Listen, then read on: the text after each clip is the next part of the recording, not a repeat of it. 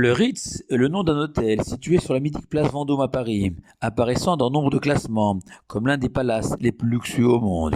Lors de la fête de Sukkot, littéralement cabane, c'est l'Éternel Tout-Puissant, aux moyens illimités, qui invite ses fidèles dans son palais,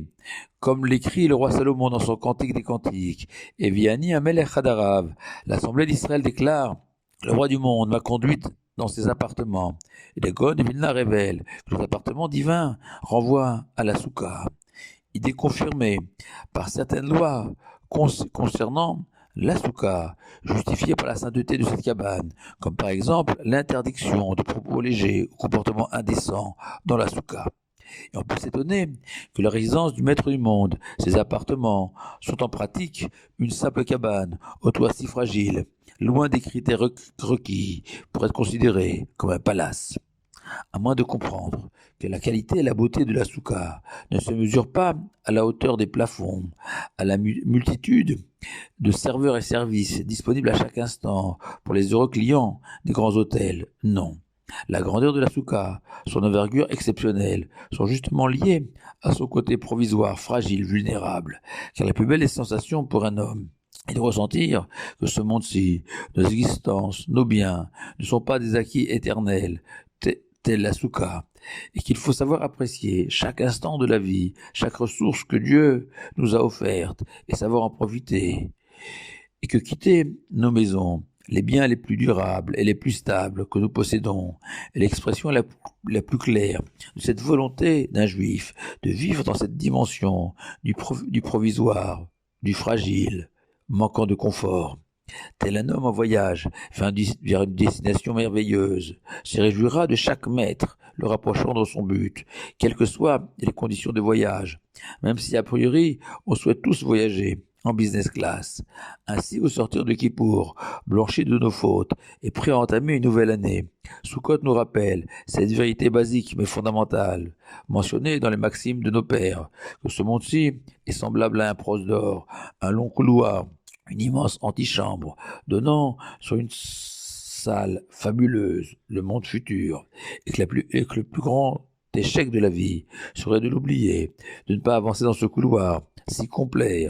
ne pas traverser cette antichambre pour accéder à la pièce principale. Et inversement, la plus grande joie sur terre est celle de vivre avec ce sentiment que chaque jour constitue un pas de plus vers l'éternité. Et c'est la raison pour laquelle seul Sukkot, contrairement à tous les autres fêtes de l'année, est surnommé Zeman Simchatenu, le temps de notre joie, car pour se réjouir à Pessah, il faut être libre, débarrassé des chaînes de la matière, de nos envies futiles, de nos excès, et la grande majorité d'entre nous ne l'est pas.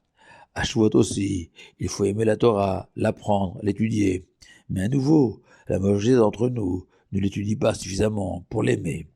Par contre, à Sukkot, aucun préalable n'est requis, juste cette sensation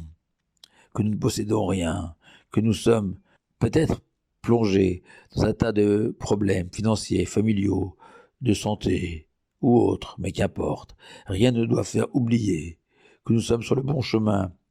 dans la bonne direction, quels que soient les aléas de la vie. Plus encore, un sage contemporain, Rabbi Shaul Alter, s'est adressé ainsi à ses disciples, peu avant Sukkot. Il n'y a pas de mérite particulier d'accomplir la volonté divine, de se réjouir à Sukkot quand tout va bien chez soi. Mais au contraire, celui qui surmonte sa peine et ses soucis et s'efforce de se réjouir avec son Créateur et ses commandements à Sukkot attire sur lui la bonté divine et la grâce céleste, comme le prophète Isaïe le promet, qui me simcha tetseu,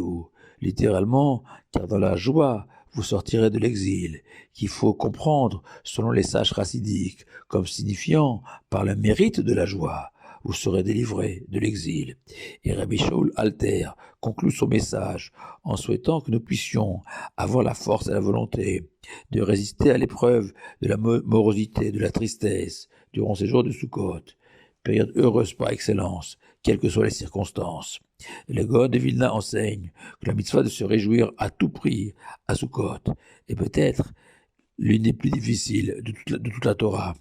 car nombre de mitzvot se résument à un simple geste, comme fixer une mezouza à la porte de sa maison ou manger de la matzah à Pessah, tandis que la joie, c'est un état d'esprit, un mental, une attitude face à la vie et ses aléas. Et cette idée peut aussi expliquer la raison pour laquelle nous célébrons Sukkot au début de l'automne, plutôt que peu après Pessah, au printemps, comme ça interroge le Tour, puisque la fête de Sukkot a été instaurée en souvenir des cabanes qui ont abrité les enfants d'Israël dans le désert. Et les nuées de feu qui les ont guidés vers le pays des Canaan, il aurait été plus judicieux de fixer Sukkot après Pessah, correspondant au moment où, historiquement, pour la première fois, les enfants d'Israël en ont bénéficié. Et le Tour propose la réponse connue de tous, car si nous étions sortis de chez nous pour nous installer dans une cabane au printemps, on aurait pu attribuer ce déménagement à des raisons climatiques. Au printemps, il est plus agréable de manger sur la terrasse ou en dehors de la maison. Mais au début de l'automne, et ses premiers frimas, l'abandon de nos maisons est motivé que par une volonté d'accomplir la mitzvah. Mais on peut répondre aussi, en rebondissant sur notre développement, que justement, à l'automne, la saison des premières pluies et de la chute des températures, quand les conditions ne sont pas optimales, l'Éternel nous demande de sortir de chez soi, de se priver de son confort habituel pour nous signifier que rien ne doit nous empêcher de nous réjouir en cette fête de Sukkot, ni les pluies, ni la fraîcheur ambiante. En un mot, la Souka, pour reprendre un dicton connu, nous encourage à ne pas chercher le chemin vers le bonheur, mais bien ressentir le bonheur d'être en chemin avec tous les imprévus de la route. Et cette sensation unique d'être sur le bon chemin, de réalisation de soi-même, d'épanouissement personnel, ce bonheur unique à chaque instant, même le Ritz ne peut pas l'offrir à ses hôtes. La Souka, oui. Shabbat Shalom et Chag Sameach à vous tous.